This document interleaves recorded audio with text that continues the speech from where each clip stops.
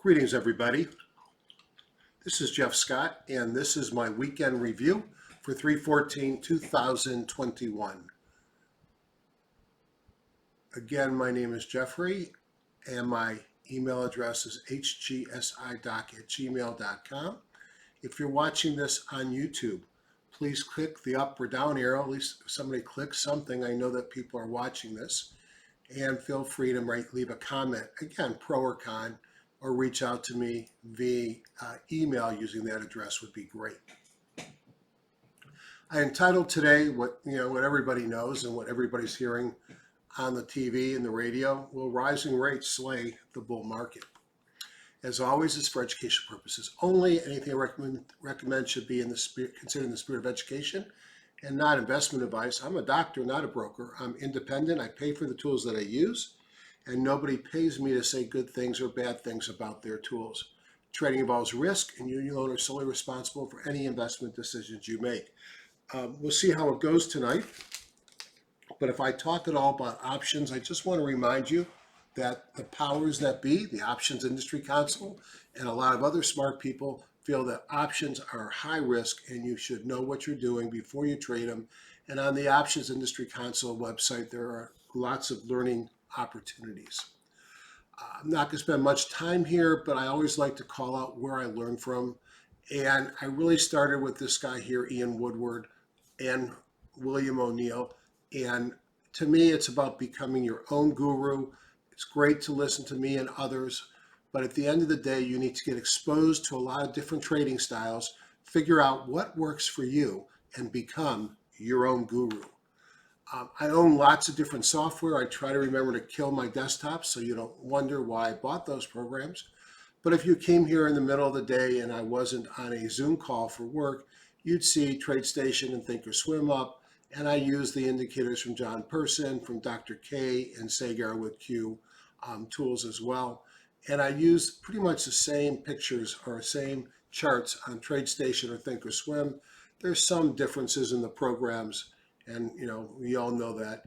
HGSI is my favorite program for ranking, analyzing, and frankly, after-hours charting because it's so darn fast. EdgeRater, a great tool for analysis as well. And perhaps I'll bring some other vendors on to talk to you about the tools that I use. Often they'll offer me money for doing that by introducing them to my followers, but I don't take their money, and anything they offer me, I ask to pass on to you as a discount. I am truly an unpaid volunteer. This is just education, and I have absolutely nothing to sell you. The website for highgrowthstock.com, again, I am independent. I am not related, except I like to post these videos there, and I'm one of their longest term users of their program. Here's their website, and I'll just point out free 30-day trial, no credit card required, and under investing strategies are a lot of videos. For newbies, if you need help from a vocabulary perspective, understanding what we do, if you don't understand what I do in this video, drop me a line at hgsidoc@gmail.com, and I'll send you one of my vocabulary videos. Stock patterns are cyclical. I ask you where you are right now. Well, gee whiz, the spiders, the Dow, the Russell feel like they're in this major up move. Now, of course, they had gone sideways and took off again. The Nasdaq looked like it was coming down here. Now it's taken off and gone up. So are we closer to a top or a bottom? I still think we're living up here in this uncertainty, and we're seeing big moves up and big moves down. But I don't think the market's has made that much headway, although we are at all-time highs. And my guess is we still got some more pain to come, but we may go higher before then. So we're clearly not here in the green circle, and I don't think the market is dying. I think we're in stage 3 uncertainty, and maybe in the short term, we're a little bit overbought, more to follow. So you have to know where you are. Clearly, with what's going on in the broader market, I am much more long today than I was a week ago. I have put my puts on my Amazon deep out of the money now, so now they're in plunge protection mode, because I hate the fact that if you have puts at the money and the stock goes up, your puts go down equal amount. I mean, I had put puts at 3,300 when the stock was dropping from 3,400, and those puts became very profitable. Now I've got puts at 3,000. It protects my margin account basically, and Amazon is my largest position. But I've opened up a couple of new positions, but I'm not being overly aggressive, and I've tried to broaden out beyond big cap tech and be ready for this back to economy trade. If we look at the various industry groups or sectors rather on Friday, so these are various futures and indexes, and starting here, materials, and then energy and financials. What do I see here? I see a sea of green in financials. Frankly, where do I not see a sea of green? Technology is probably at best 50-50. Other than that, there's green all over. Friday was a very strong day. More to follow on that.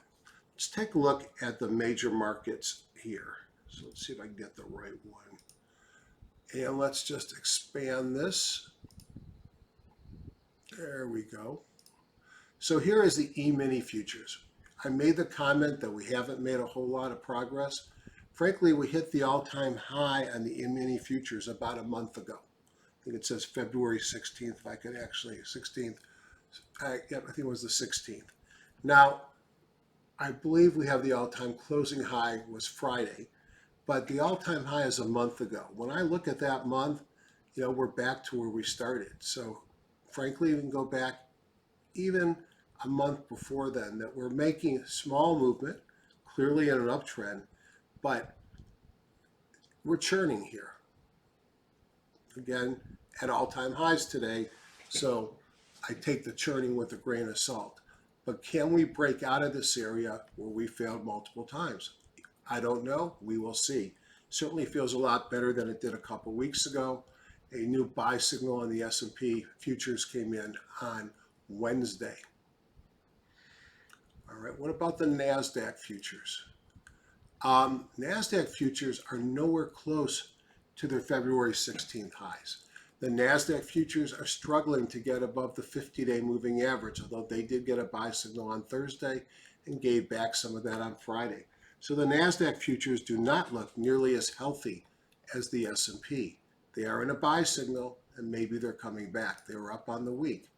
Here are the Dow futures, and the Dow futures look better than the other two because the Dow futures not only had a closing high, but an all-time high on Friday, as these 30 stocks have clearly led the way over the last several days. And you could see their big move up and all-time highs for the Dow stocks. Unfortunately, it's a grand total of 30 stocks. But the Russell, which is a much broader index of 2,000 smaller and mid-cap stocks, also setting all-time high and an all-time closing high. So that means all-time closing highs on Russell futures, S&P futures, and Dow futures. Hard to be bearish in that setting. Well, if you're a big VIX player, you're probably bearish on the VIX because the VIX has continued to fail to break out above this 200-day moving average. And as the indexes, especially the big caps, have gone up on the Dow and the S&P, the VIX has come down. The dollar will be interesting here. The dollar had a run, but gave back some this week. Now, that should help gold and silver ultimately, but with the Fed meeting Wednesday, we'll wait and see what happens there. Now, close that. On the weeklies, you can just see how far they've come through the March 23rd lows across all the major indexes. I introduced something new midweek, and I had a lot of comments on it, so let's just talk about this here. I did not make this up. I didn't learn this from Ian, but if you watch some of the Theo Trade videos for free on YouTube, Don Kaufman talks about the expected move a lot. Now, the expected move has to do with pricing of options, and I guess it's a straddle at the money. How much do the option makers expect the index or a stock to move? It starts at the close on Friday, and you can see a couple things you're looking at the E-mini futures. The first thing is the range is very narrow this week compared to what the range was. So the option pricing folks are expecting a very narrow range this week. So that's interesting in itself. You'll notice this week that it opened right on the prior close, as you'd expect, and it traded up and it stayed in the upper part of the expected move the entire time, but did not meet an extreme. If we look at the Nasdaq Futures, now the other thing I want to show you is it's also projecting sort of a market that stays within the prior week's range. If I look at the Nasdaq Futures expected move, I posted this on Thursday rather, and I had a number of comments to me about, well, what do you do with it? Well, what I do with it is when you trade down to the expected price on Monday and you open up on Tuesday, it's a time to go long. Tuesday, Wednesday, and Thursday, when you started moving above the expected move, that said that, since the option makers are the smart money, that the price has already gone beyond what the smart money expected. It was probably coming back in, and that's what we saw on Friday. So next week, a narrow range, perhaps, but a range that looks like it could go higher. So I watch this intraday using the daily pricing and then the weekly expected moves. Now this one's interesting. This just shows you how strong the Dow is, because the Dow blew through the upper range on Wednesday and just kept on going. The Dow on fire.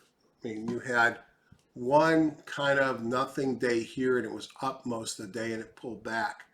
But look at the size of these moves. 1, 2, 3, 4, 5 out of 6 moves. The Dow, at some point, it's going to get tired. The Russell, 1, 2, 3, 4, 5, 6 in a row, blew right through the upper expected move.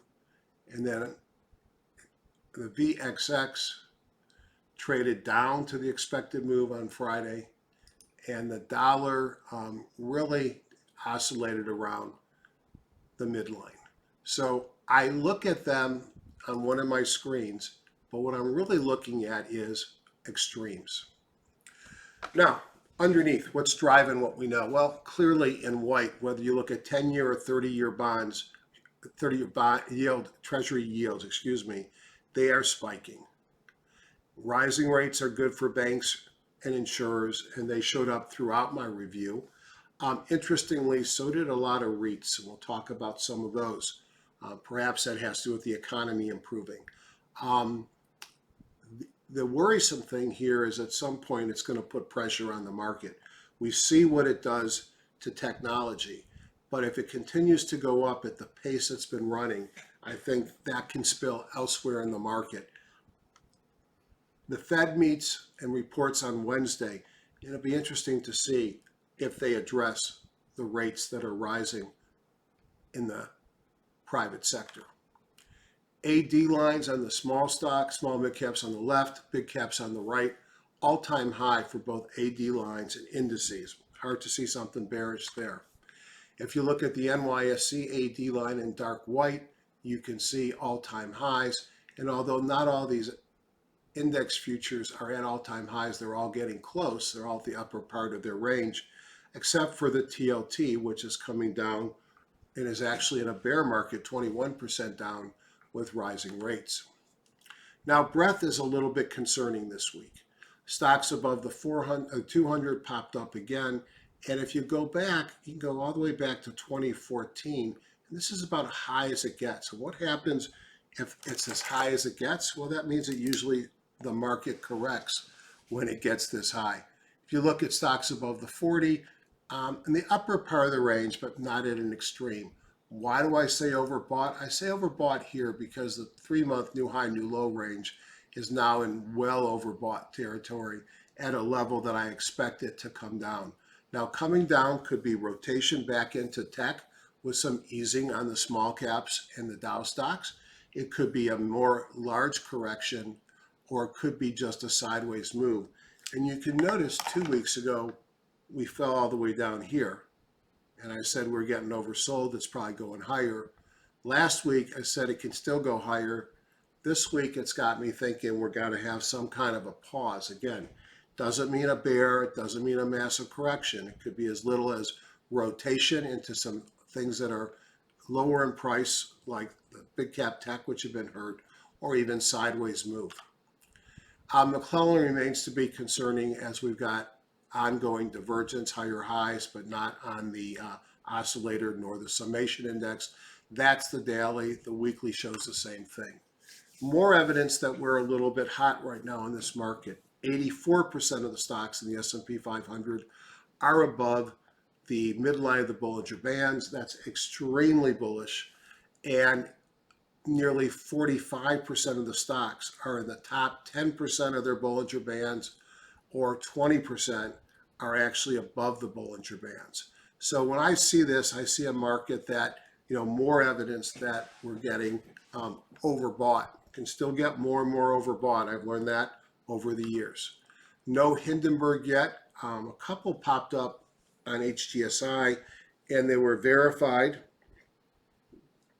by Dr. Robert Minkowski, who had shared me his spreadsheet. But for whatever reason, the new lows are not being picked up well on EdgeRater, or, frankly, I'm not sure what it really means, because there was also no Hindenburg on stock charts. So I'm going to scratch my head on that, but lack of a Hindi is a good thing.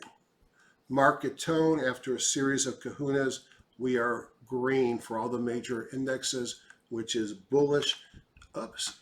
If you look at what happened last week, this is my EdgeRater warehouse view, where I took a picture of the market on the weekend before this one, so on Saturday the 6th, and I looked back today and said, tell me what happened based upon the fundamentals and other findings a week ago. Now, I always throw out the first 3 points because there are very few stocks in those first 3 points and the last 3 points. So what you have here is a lower left to upper right.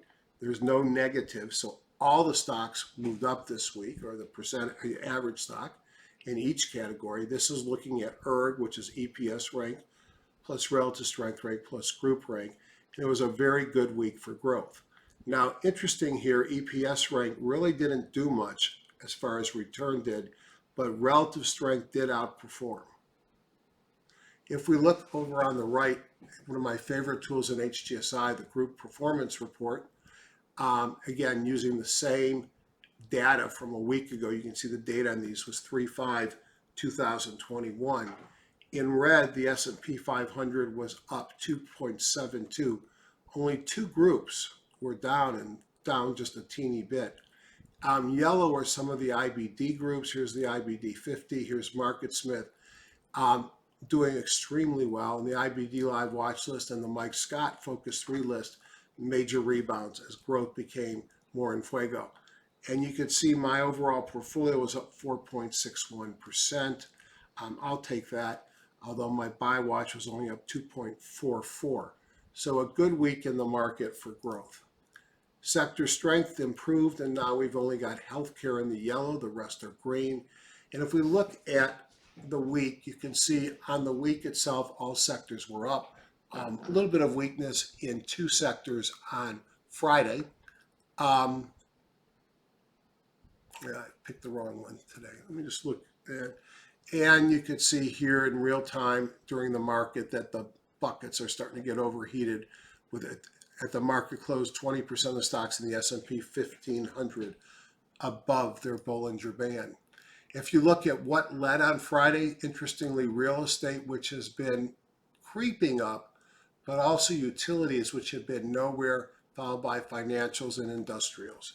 If I look at just the top 2 groups and I see their industries, you could see a number of the different REITs. And that's one thing about REITs, and frankly about utilities. There are a large number of different,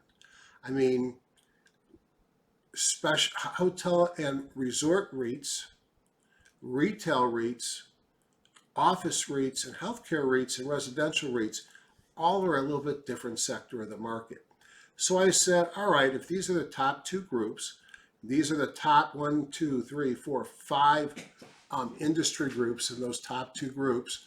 This became the stocks in those 5 groups in the S&P 1500, and it said I should look at this ILPT as a undervalued with good earnings per share stock.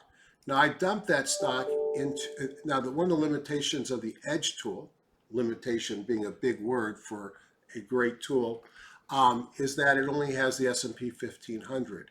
When you drop it in Vital, you get a much broader swath of this group. This is commercial REITs, real estate, and you can see here the different types. Now, when I ran in Vital, these are the stocks that came out, and these are all REITs, and I looked at them in TradeStation, and like many stocks we saw, they've already had some moves, but they're still felt from a fundamental perspective to be undervalued. I think I wanted to point out what seasonality is strong, and I know it's funny, I do this visual, I don't always share it with you because I got enough stuff on my plate with you guys, but I do this every weekend, and I look at 1 week out. And the first thing I do is I run the seasonality now against a very large list of stocks, $2.5 and $200 and $250,000. I rank them by the number of 18 years, and then I say, I want more than 8 or more years up, 3 or less down, and I get to this group here. And so these are stocks that have at least 8 out of 11 of positive seasonality over the next month. And you can see some of the things that come up here. Now, what has me kind of bullish is when you look down here at the bearish stocks over the next month, energy bears, oil shorts, financial bears, China bears, small cap bears, Dow bears, Russell bears, S&P bears, short the Qs, short the S&P, short the Dow, ultra short Qs. And when you see that all these contra ETFs do poorly over the next month, that means the market goes up. So we've got some strong seasonality ahead of us. Now, what's not strong? Let's take a look at those canaries. Right now, we've got higher highs, higher lows. We look like we're failing at the 17-day, but if the general market picks up, we'll probably be okay. Note these Eurekas here. I'm going to talk about those in a second. I changed my basic chart and I added another column here. So I have the Eurekas on the Nasdaq and then Eurekas calculated on the NYSE, because I noticed that they don't always match up, and especially in this market we're having today where they're not all moving the same way. Follow through day. That's what we're looking for. It's a system developed by William O'Neill to identify an important change in general market direction from a definite downtrend to a new uptrend. A follow-through day occurs during a market correction when a major index closes significantly higher than the previous day and in greater volume. In HGSI, we use math. We don't have to worry about the calculation of a follow-through day. And Eaton developed the Eureka and the Phoenix. The Eureka is calculated on the NYSE, but can also be calculated on the Nasdaq. That's why I've got the 2 different sets. It indicates an extremely bullish day. When this follows a bingo, which is a baby out with the bathwater, often predicts a market reversal. If it occurs after a large run to the upside, that might not be so good. That could be irrational exuberance. And although this is a very important point, although it's plotted on every chart, it has nothing to do with the instrument I'm charting unless it's the NYSE or the Nasdaq. But if I see a Eureka, it tells me the market is helping me if I'm looking at bullish stocks. The Phoenix is the opposite of the Eureka. I don't need to repeat all that, but it suggests a move to the downside. I already mentioned this week, Wednesday, we've got Chairman Powell with a presentation after a Fed meeting. Does anybody expect him to say anything? He's going to say the economy risks perhaps are less, that the fiscal stimulus will help, that they don't want to raise rates and they want to let some inflation in. I'm curious, is he going to call out what's going on with the 10 and 30-year bonds, interest rates, and how that's impacting on tech? Because those rising rates could put an end to this bull. Still a lot of earnings this week, and some of the stocks that looked interesting to me, including FedEx, I'm going to have to rethink because of earnings. Signet, man, they own a lot of the mall store and some of the other retail jewelries across the country. Gevo is one of these synthetic fuel companies. We got some home builders. Excuse me. I'm doing this now because I think my wife is getting mad at me for doing these because it's taking time away from her. So I'm staying up late so she has me for Sunday. Major indexes gained on the week. As I showed you earlier, the S&P, the Dow, the Russell's at all-time highs. Nasdaq clawed back 3% on the week, although it ended down Friday, but it was up a lot off its opening lows. Interest rates continue the rapid rise, which has pressured mega cap tech. I mentioned the Fed meets this week. Those rates have put the bonds in a bear market with the TLTs down 21%. By many measures, this market's gotten overheated and extended. When that T2121 in Warden gets to this level, the market typically reacts. But as I said before twice, that might mean rotation into beaten down tech, or could be a sideways or even a shallow market pullback. I had a nice week cutting my losses off the highs at half. I'm up around 50% on the year, or 1.5 million. In reality, I've taken 2 million off the market already. So my basis is much lower than when I started the year.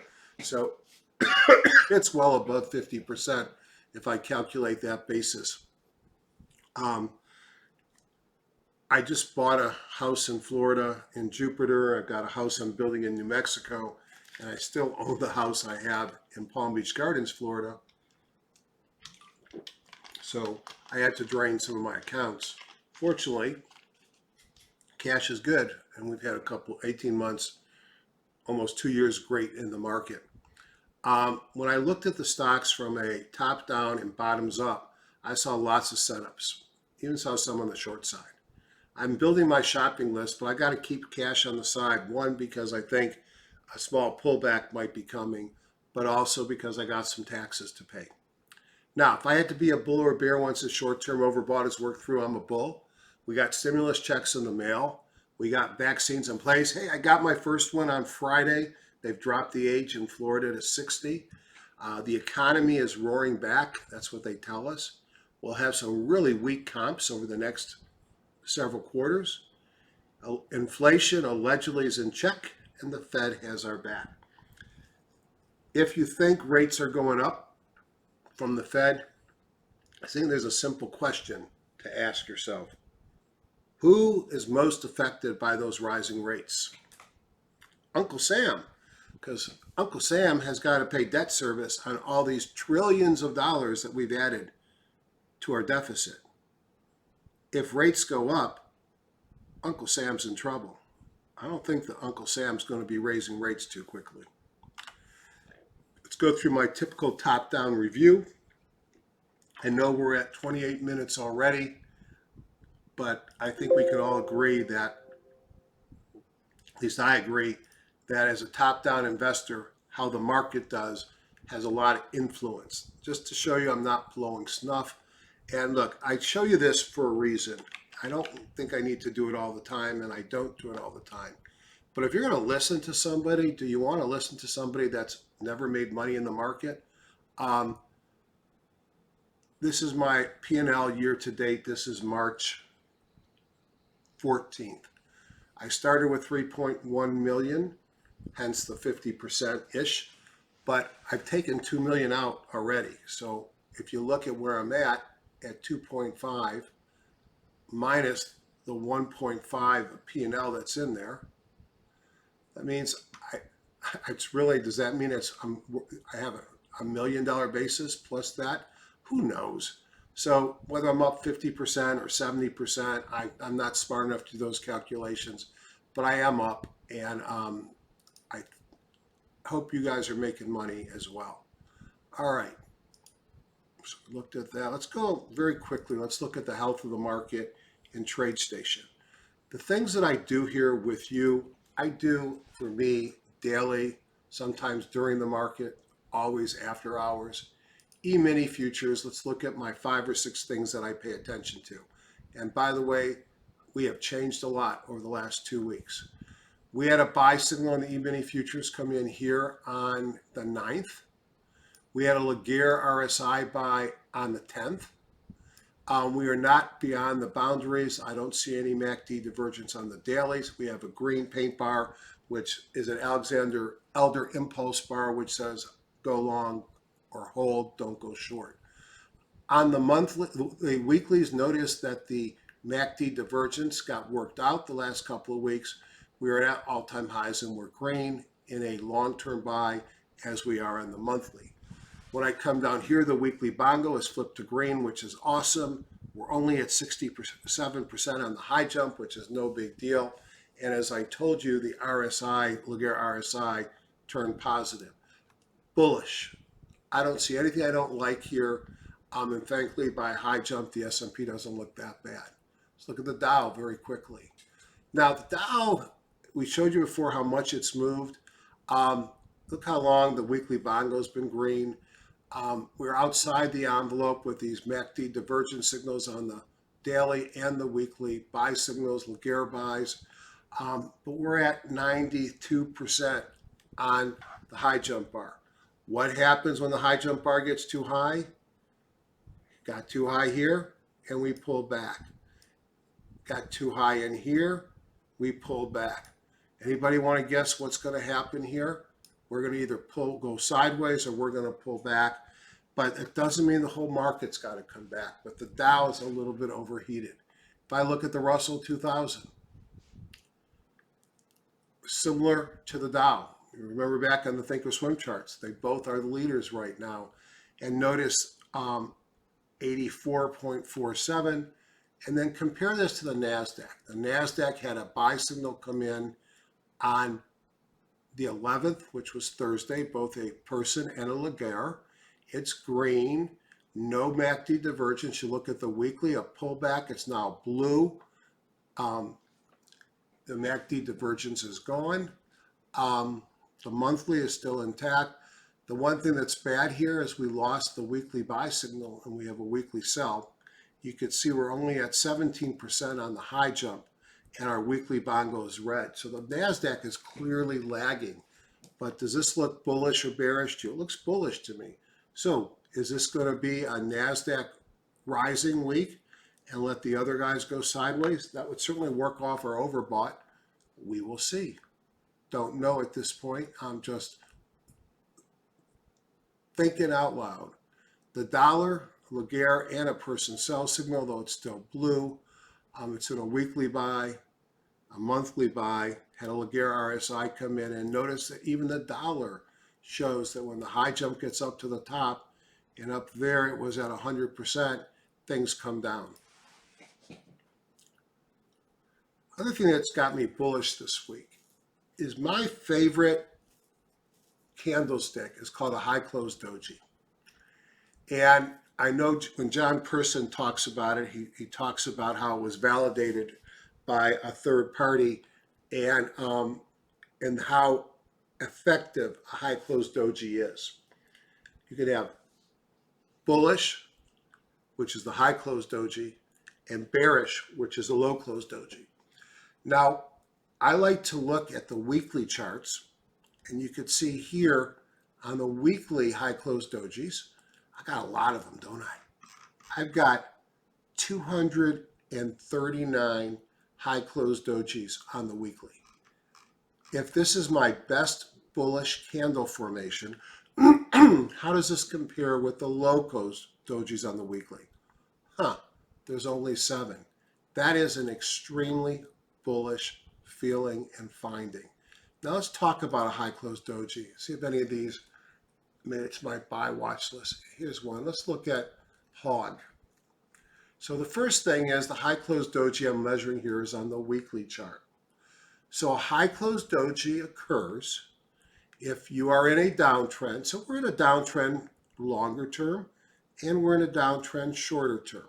Okay, you get a doji, which is here, and then within 3 bars, you close higher than the top of that doji. Again, you have a doji in a downtrend and a close above it. Well, not only did HOG have a high close doji here, but it also had a new John Person buy signal. The weekly bongo flipped to green. That looks really interesting. Oops, wrong one. Let me try that again. I look at on the daily charts, I broke through resistance on a sort of a wedge here. So that's bullish. I took out resistance here.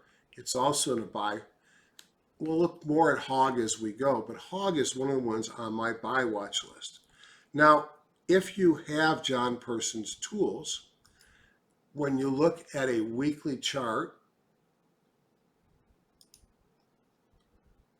for high close doji, his high close doji colors in orange, and the low close doji colors in this deeper red.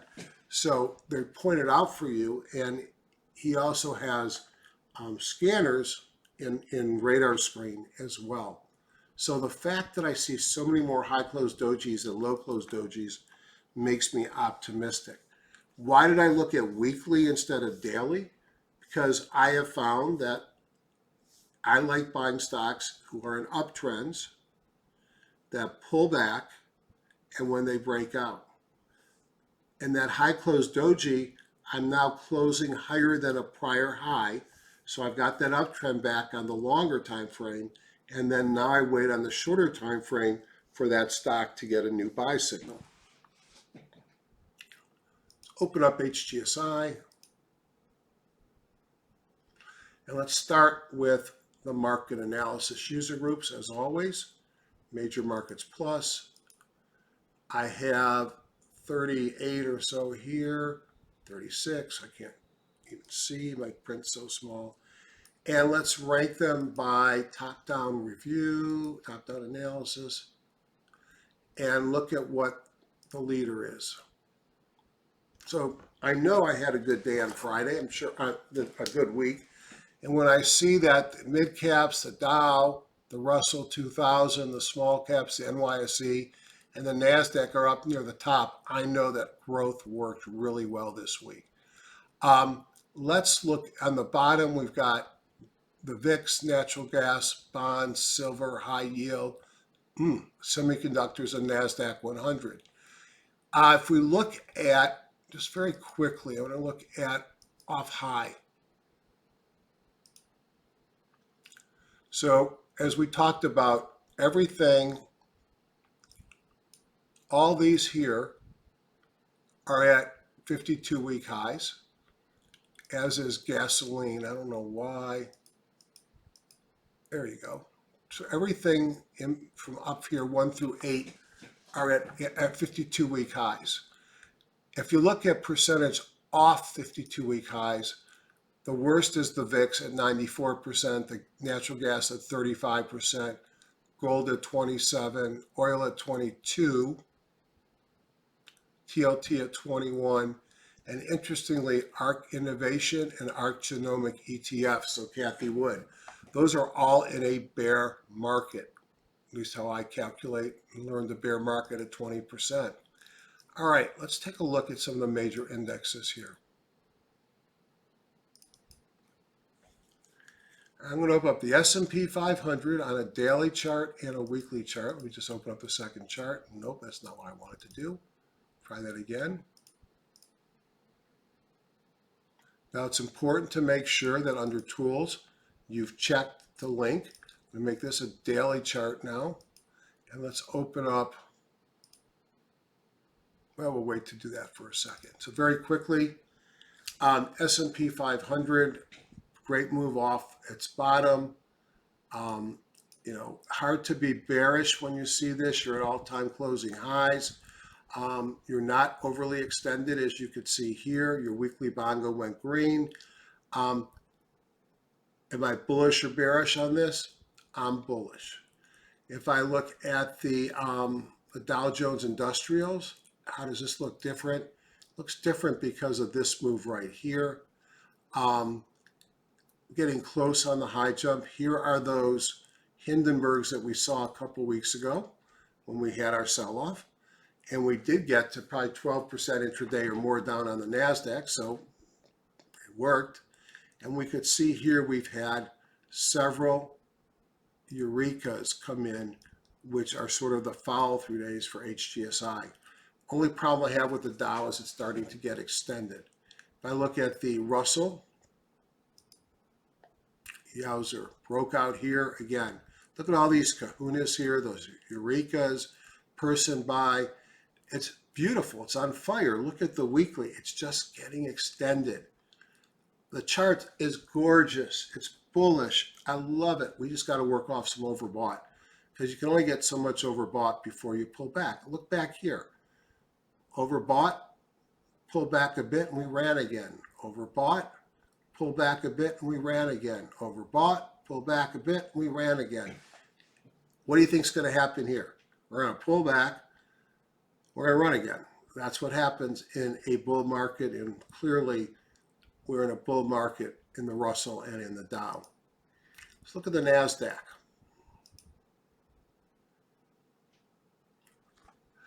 Was it Mr. Rogers that would say, which one doesn't look like the other ones? Oh, we're there, aren't we? Nasdaq. Nasdaq failed at the 50 this week. Let's take a look at that. That's bothersome, isn't it? This Nasdaq has to get above this 50-day soon, or this market's at risk of failing. We know what the problem is on the Nasdaq. Big cap tech does not like the rising rates.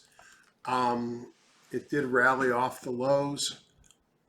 Let's just quickly tell me what high to low was. Let me put my glasses on so I can actually give you a good measurement. I'm going to grab this tool here, touch the high, drag it down, touch the low.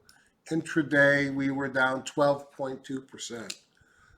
That's correction territory, not a bear, certainly correction territory. I like to see this Dow get above the 50 for me to feel good. If not, I hate to see us go down that 200. That's a very bearish position. But if we don't break above that 50, we've got the 100-day right here, which was support earlier this week. All right, let's look at some other things. IBD 50 looks better than the Nasdaq, doesn't it? Growth looks great. That's very bullish looking. Look at those kahunas. Person buy signal breaking above the 50 and the 17th, nowhere near the high jump. Let's look at semiconductors. We know that's weak. Already talked about them being weak. I think they were down here somewhere. Looks like the Nasdaq failing at the 50. Be interesting to see what they do. Important to see what they do. And the Nasdaq biotech. I talked about a couple weeks ago buying LABU. I was probably a little early on it, but what a setup here down on the 200 and a bounce. So LABU looks really good here, but it's getting into what could be resistance, especially if the Nasdaq does not turn around. All right, we go back in here and let's look at the dollar.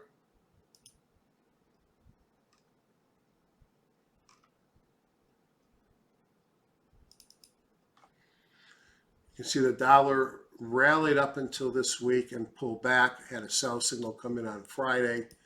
I'm not going to bother showing you the VIX because it's so bad you can't even see it, but you can see over here that it's doing nothing. And you would think with the dollar being down the lower right-hand corner that gold should be shooting to the moon. And is it because people have shifted out of gold to Bitcoin?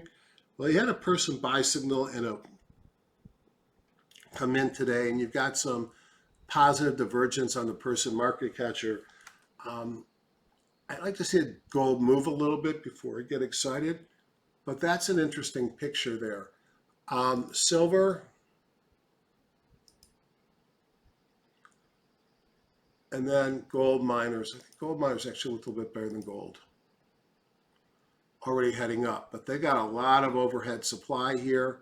They've got chandelier stops and a lot of major moving averages, so they've got some work to do to get attractive again. FANG stocks, we should look at that, and you can see the pure FANG struggling to get above the 200, above the 50, and I think that's enough of that. So, parts of this market, think diamonds, spiders, and Russell, look great.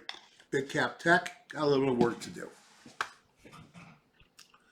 All right, now I want to look at the industry groups. Highlight that, 174 industry groups. I want to look at two-day force, short-term momentum. How many are the upside? 100. Holy shamolis. 100 out of 174 demonstrating upward momentum. Well, that tells you what kind of a week it was. How about to the downside? 2. Home builders, interestingly, but look at both of these two, home builders and healthcare facilities. They both made it to the downside with one-day changes a little bit close to 2% negative. Over 5 days plus 19% plus 13%. So I think those are a little pause. I wouldn't be hard-pressed to say those are bad. If I look at a 5-day window, add beverages, only 2 to the downside. 5-day window to the upside, 101. Very bullish. Well, you know, remember all my comments about overbought and stocks above the Bollinger Band and the 3-month new high, new low being extended? Well, you don't get those in a bad market. You get those in a very fast-moving high market. We're in a fast-moving high market. Let's look at some of the top 10. Again, how do you look at, there's now 10,000 stocks in this database. How do you do this and not kill yourself every day? Well, what I do is this. I take the top 10 groups, I right-click on automobiles, change the index group, and I look at the ones that are above the index. I look at Tesla. Tesla scares me. Why does it scare me? It scares me because it's so important, the S&P 500, and you have a stock, although it's got great earnings per share growth coming in, and it really does. Look at this growth and earnings coming in. Still trades at a ridiculous multiple. If ever the marketplace wakes up and says Tesla's overpriced, and maybe it's not overpriced, but if Tesla's overpriced, it comes down, it can pull the market with it.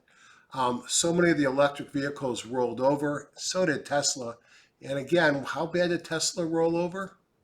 Let's find the high here. Let's find the low here. High to low, Tesla corrected 38%. It's amazing to me the market's at an all-time high with Tesla doing that. Plus, you've got the impact of Bitcoin, which Bitcoin's on fire. Let's see what I want. I'll pull this one up here. This has got the Bitcoin in it. I'm looking at another chart. Well, I'm not going to bother, but they're talking that Bitcoin was up around 60,000 in some of the exchanges over the weekend. I don't know what those exchanges are. Tesla sort of pegged itself to Bitcoin when Elon came out and said that he was investing in Bitcoin and they would take Bitcoin. And then 2 weeks later, he came out and said Bitcoin's too expensive. It's been a great stock. If I had to be a buyer or seller here, I'd probably be a buyer. Why? It's got right above the 100-day moving average, has a new buy, but it's got a chandelier stop here that it would have to take out. It's got the 50-day moving average. There is some overhead supply, but I've got a mobile breakout from a squeeze and a kahuna.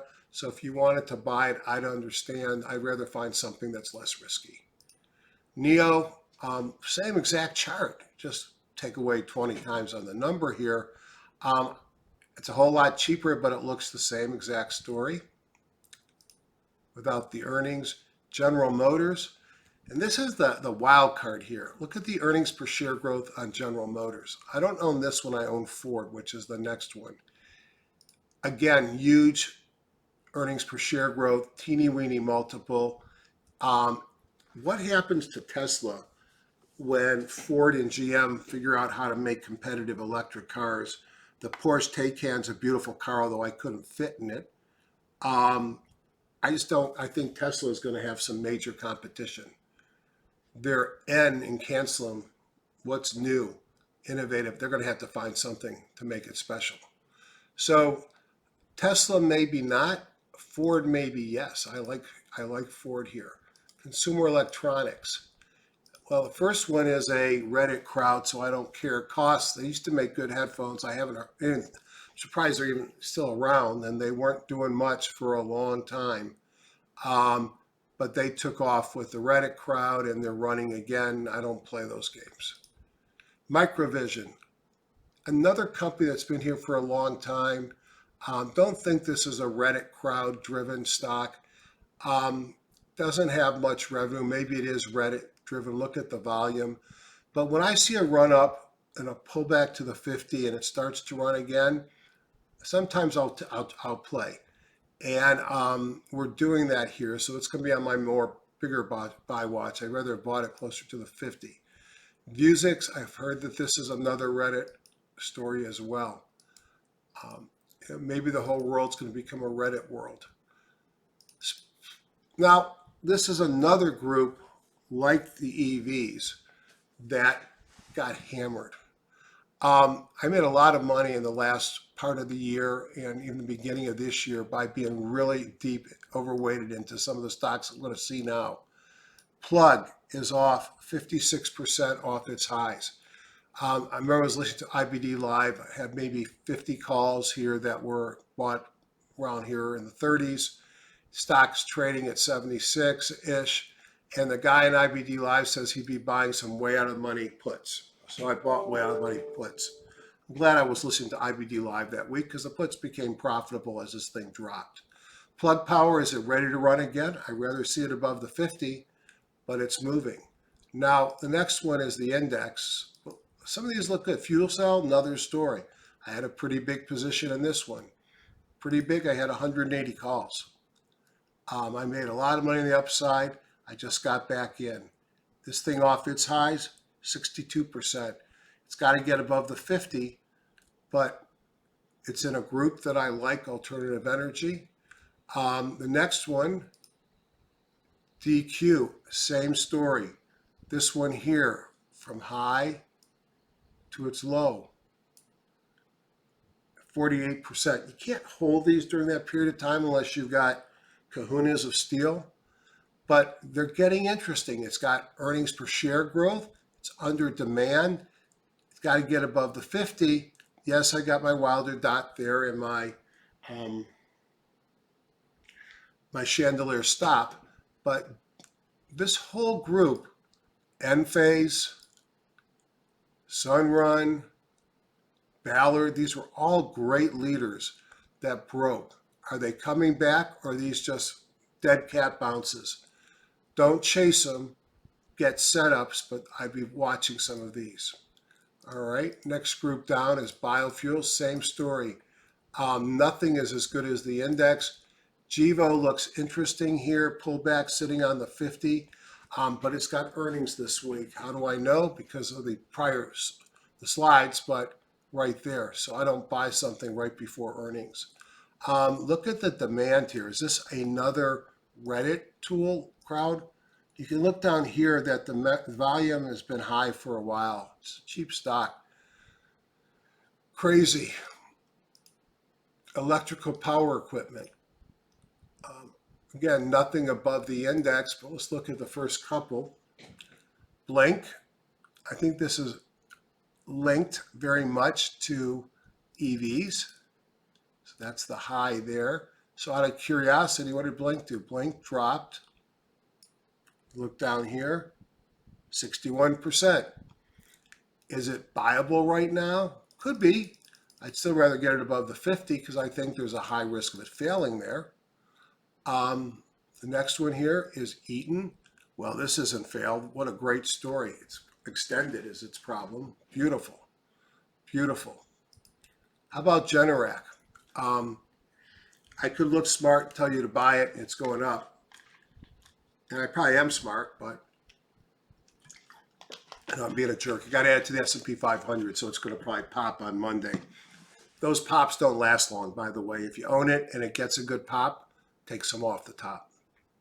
But Generac has been a great call that we made back around 100 over here on the weekly. Back. Application software. Man, this has been a beast over the year, but they've sort of lost. Here is Dropbox broke out. I think there's some M&A discussions. Hard to buy something that looks this loose. This breakout's interesting, but I'd want to know the news more. Now, somebody's going to come in here and call this a cup and a handle and a breakout. I'm sure that's what it is. BlackBerry. Again, here's that pattern where it looks like it wants to go again. Mobile breakout squeeze and a kahuna. It's another Reddit stock. I'm not chasing it. Boy, this one has been a beast. I've been talking about this for a while, and what did this one do? Like a lot of the other stocks? 28% correction. It's back at the 50. This has been a good place to buy it. It had a couple kahunas come in. I believe those were probably on Thursday. Closed just off a little bit on Friday.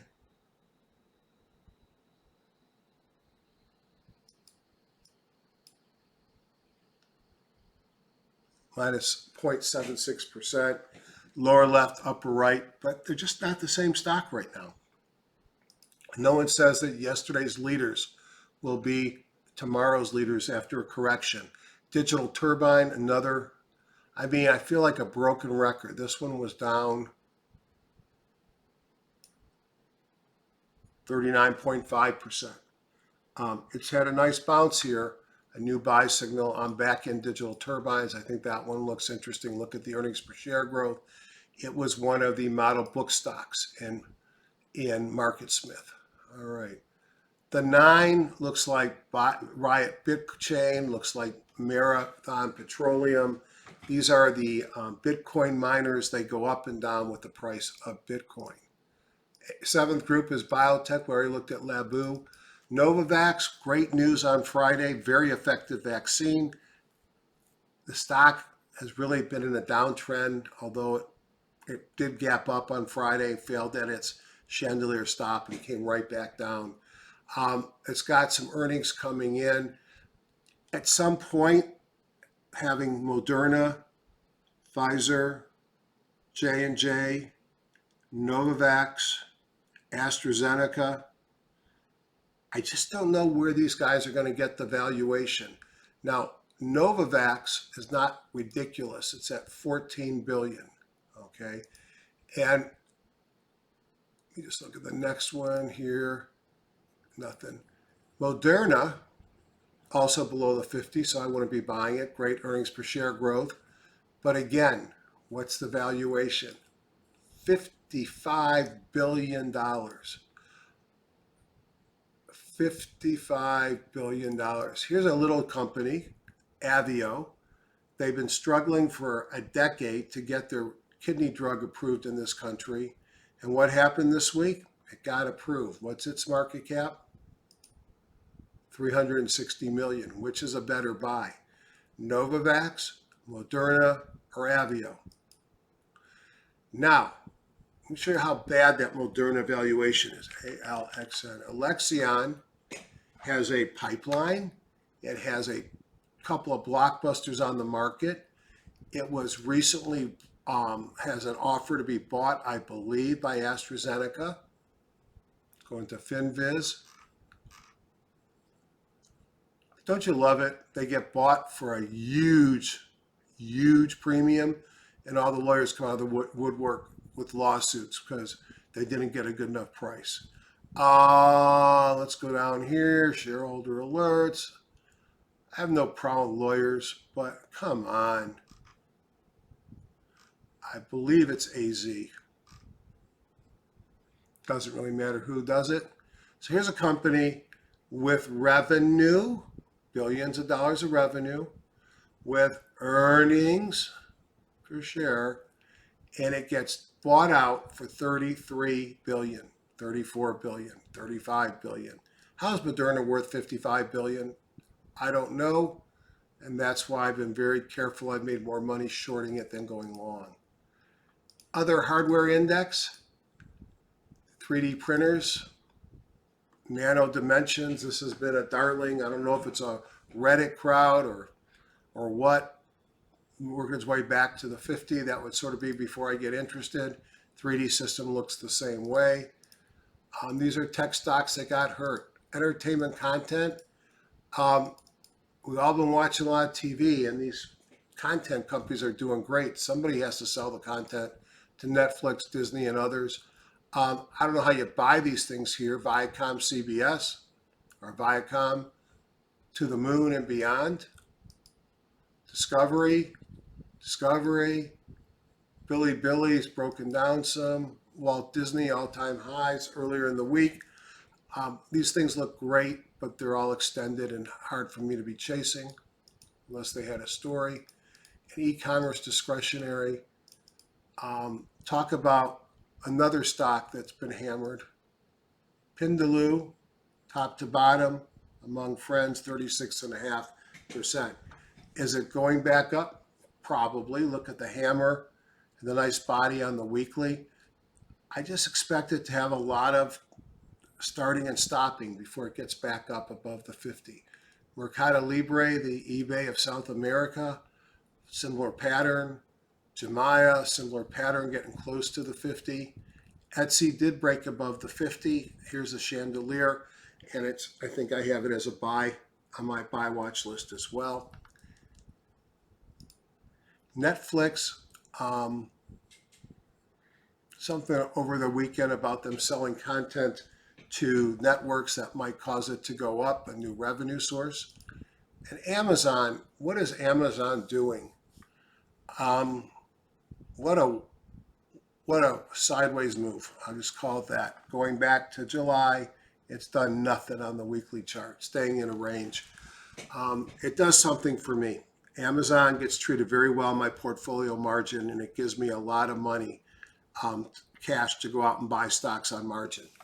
I buy a put so that it's never going to cause me to get a huge margin call, because if Amazon was to come out with something really bad, my puts would protect me. And in the meantime, it funds most of my purchases. I shouldn't be telling you that, because what I probably told you is something that's high risk. All right. I'm getting tired. You're probably getting tired of hearing from me. Let me show you the stocks that were interesting to me on my buy watch list. And let me call out a couple more perhaps. It's another big list. There were a lot of nice stocks. So first thing I'm going to do is rank them by industry group. Look at all these REITs. Doctors don't usually default, okay? Medicine is a non-recession, depression impacted business. Uptrend, sideways, you got a mobile breakout from a squeeze, a new person buying a kahuna. Great earnings per share growth, pays a 3.7% dividend. That is MPW. A lot of these things I like. There are some things here. You got automobiles. You got Harley Davidson. Let's look at this in HGSI land. What's not to love? Uptrend, sideways move, breakout above the 50 on the daily. Mobile breakout from a squeeze. New weekly bongo is green. PMC is going up while stock was going sideways. Multiple kahunas. It's a beautiful stock. For all I know, it tanks on Monday, but I think Harley Davidson looks good. You want to see a lower left, upper right, Bank of the Ozarks. What a beautiful bank. When's this going to stop? Look at the earnings per share growth. It has plenty of room to grow if you base it on that, if rates keep going up. I'm not going to go through many of these. You can take a picture of this if you can see them and go back and look at them. My favorite stocks, though, and I think people have seen this week out of week in, week out, are my pullbacks in an uptrend. And there were a bunch of them. So let's very quickly look at those, and then we'll say goodnight. Because it's going to bring up the story about the high close dojis from John Person. In this window here, and they're alphabetical order here, and in no particular order except alphabet. This window here will turn green if it's a high close doji, and red if it's a low close doji. Here is AIV. Something's fishy here because it's come down, but sideways move, breaking out of a squeeze, couple kahunas, mobile breakouts earlier in the week. 4.3 or the 50% dividend. That can't be real. I don't get it. It's under demand. Worth investigating. Afri, I've heard a lot of positive things about pot stocks. I believe these are the guys that are going to be merging with Tilray, a Canadian company. Big run up, sideways move, mobile breakout from a squeeze, person buy, and a kahuna. That looked interesting. Arbor Realty Trust, I talked about this a couple weeks ago. Looks like it's ready to go again. Mobile breakout from a squeeze, pays a 7.5% dividend. Avangrid, sort of uglier than the others, but it's got a mobile breakout from a squeeze, a new weekly bongo, person buy, and a kahuna. And you can see it's got a 3.6% dividend. It's a utility. Bentley Systems, I believe they're in infrastructure support. It's an IPO. It's below the chandelier, so the safe thing would be to wait for it to take that out. But a kahuna, a mobile breakout from a squeeze, that looks interesting.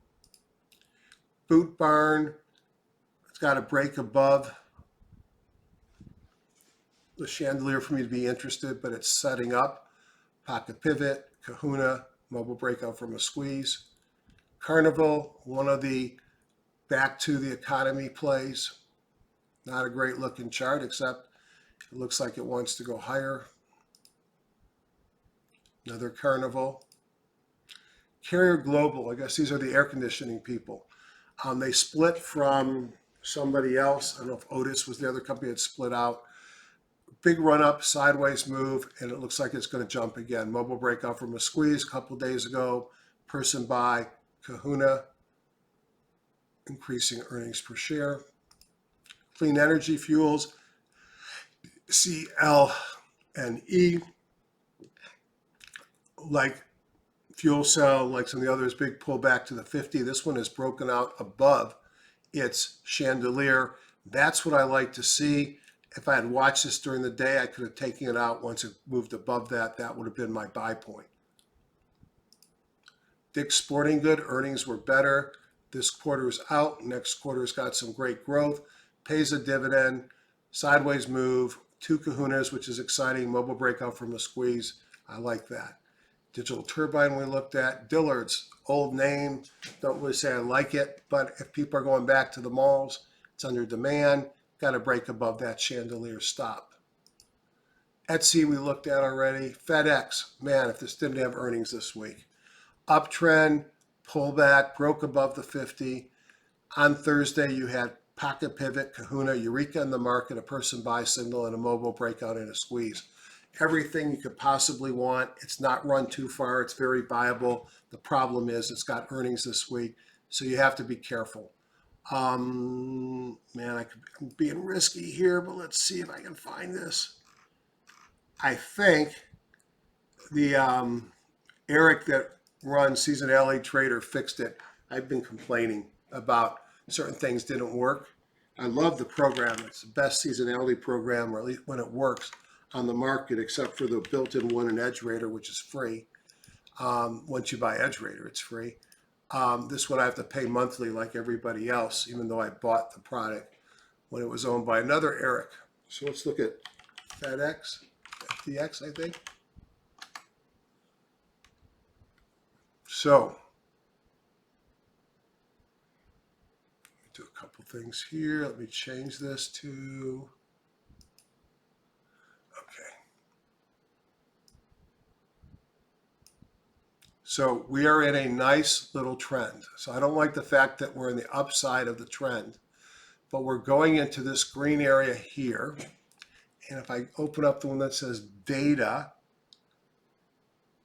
Windows, data, it tells me that if I look at 10 years of seasonality,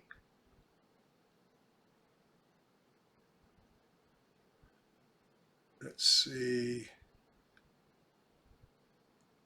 we're in March, right? I did not want to do that.